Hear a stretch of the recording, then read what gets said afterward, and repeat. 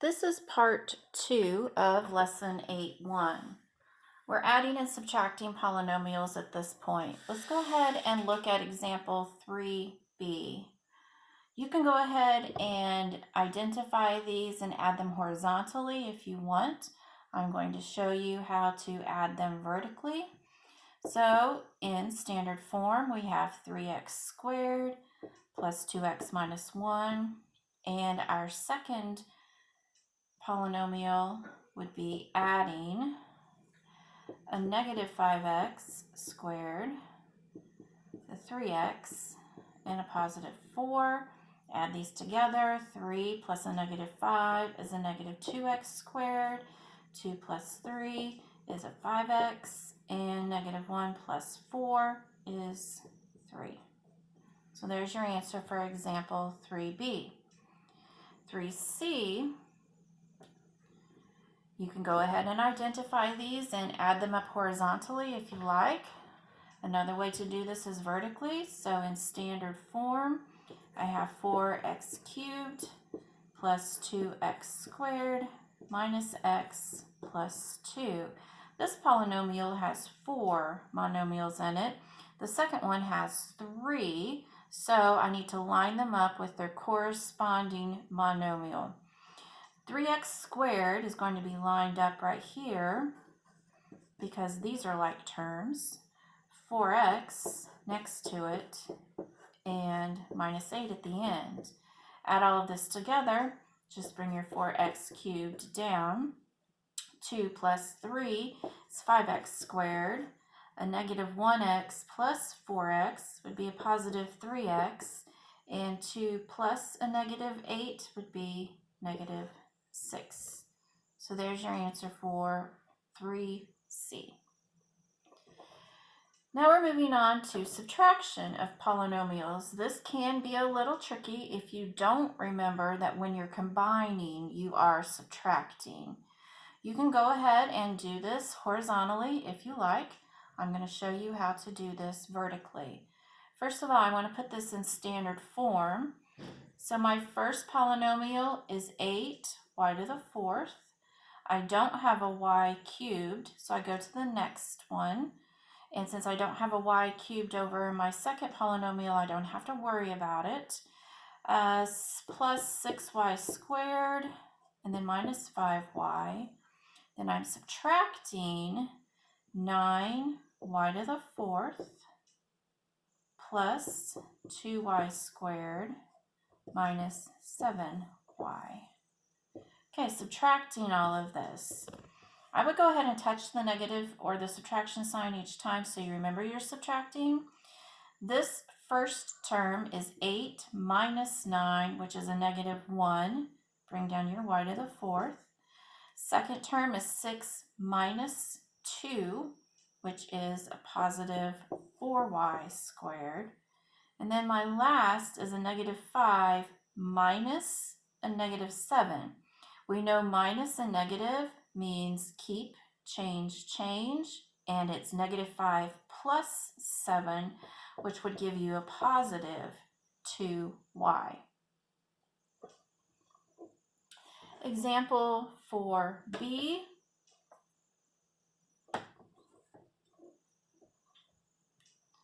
I want you to go ahead and try that one on your own and then look back and see if you got it right. Example 4b says 6n squared plus 11n cubed plus 2n, and we are subtracting the polynomial 4n minus 3 plus 5n squared. Okay, if you look at these, they have different terms. They all have 3, but if you look at the first polynomial, we have an n cubed, and my second polynomial does not. You're still going to have to write down a place for n cubed. And then n squared plus 2n. And then over here, we have a negative 3, so if you want to, you can add a plus 0 right here to hold the place. And then we're going to subtract Nothing pairs up with the 11n cubed, but we have a 5n squared to pair up with a 6n squared, and we have a 4n, which is positive, and we have a minus 3. Now we are going to subtract these. Bring down your 11n cubed, and this is 6 minus 5, which is 1n squared, 2 minus 4, which is negative 2n, and 0 minus a negative 3, minus a negative would be keep, change, plus 3. Go ahead and do letter C and see what you get, and then I'll show you the answer and see if you're correct. On letter C, your answer should be x to the 4th minus 2x squared, or x cubed, plus x squared. Now let's look at letter D. You'll notice we have a y to the 4th and a y to the 4th in both places. We have a y to the 3rd in the second polynomial, but not the first. And we have a y squared in the first, but not the second. And then we have a constant. So this will be 4 terms long. You're just going to have to pair them up with like terms. So let's look at the first polynomial. We have 8 y to the 4th. And then let's leave a placeholder for y to the 3rd. The placeholder is going to have a value of 0. And then go ahead and put in the rest of your polynomial. And subtract all of, we can match up 6y to the 4th with 8y to the 4th. 5y cubed gets matched up with 0y cubed. We don't have a term that has y squared. If you want to put a 0y squared in there, you can. And plus 9. So we are going to subtract all of this. 8 minus 6 is 2. 0 minus a positive 5 is negative 5. Make this y cubed. And 3 minus 0 would be a positive 3y. And a negative 2 minus 9 would be minus 11. Moving on to example 5. It says the total amount of toy sales, represented with the letter capital T in billions of dollars, consists of 2 groups.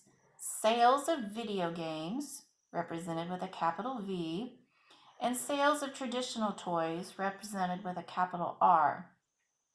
It says in recent years, the sales of traditional toys and total sales could be modeled by the following equations, where n is the number of years since 2000.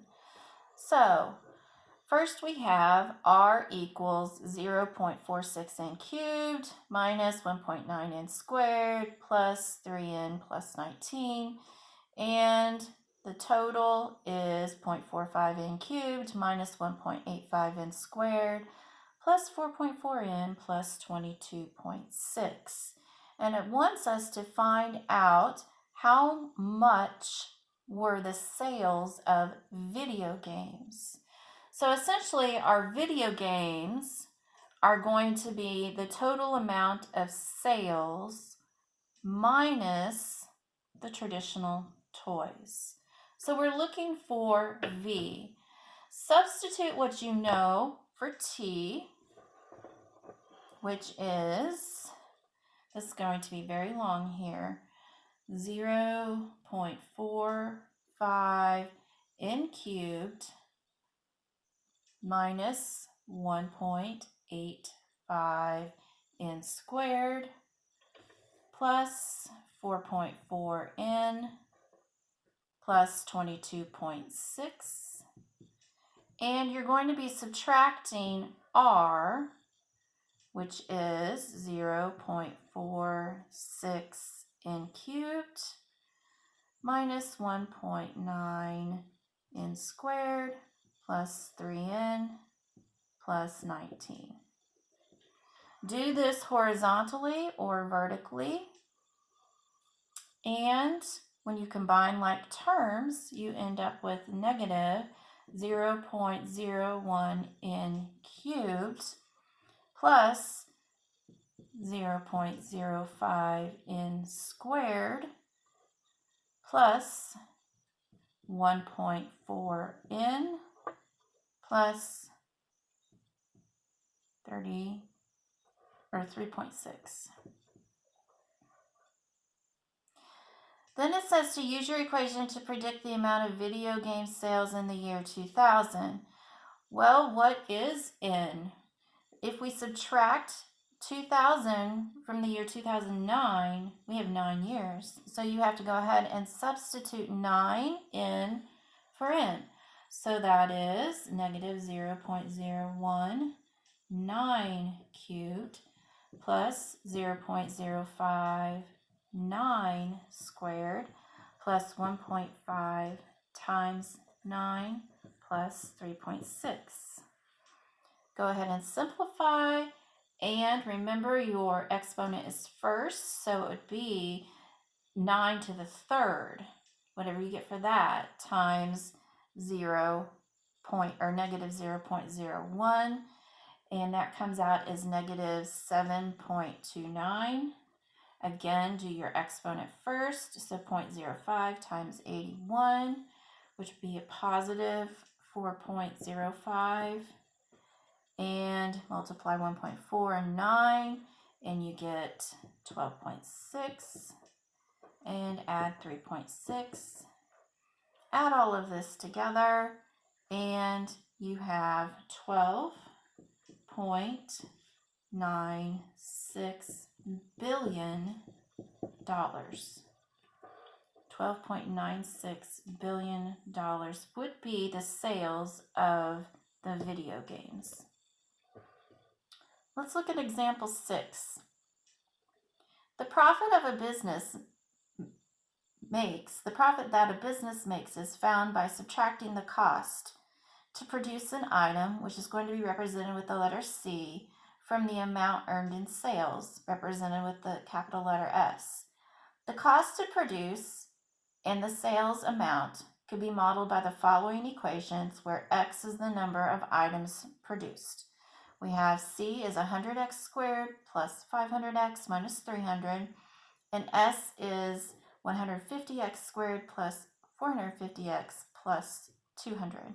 So we need to write an equation to model the profit. So the profit has to equal the total sales minus the cost to produce. I want you to go ahead and come up with an equation, stop the video, write down what you think it is, and then come back and check.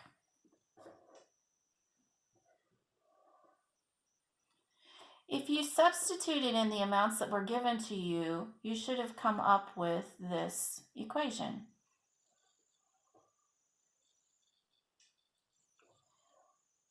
And when you go ahead and subtract them, here is your answer, 50x squared minus 50x plus 500. So this tells us what the profit would look like.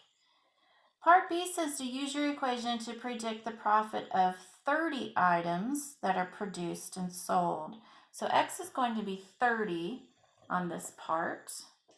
I want you to go ahead and substitute 30 and simplify, then come back to the video and see if your answer is correct. When you substitute 30, you have P equals 50 times 30 squared minus 50 times 30 plus 500. Go ahead and simplify. Remember, your 30 gets squared first, and then you multiply it by 50 to get 45,000. And then negative 50 times 30 is minus 1,500, and then add 500. Simplify that, and you end up with $44,000. So the profit on 30 items would be $44,000. This is a 2-day assignment. You can go back and look through the video again if there's something you weren't clear on, or send me a message through email and I will get back to you and help you out.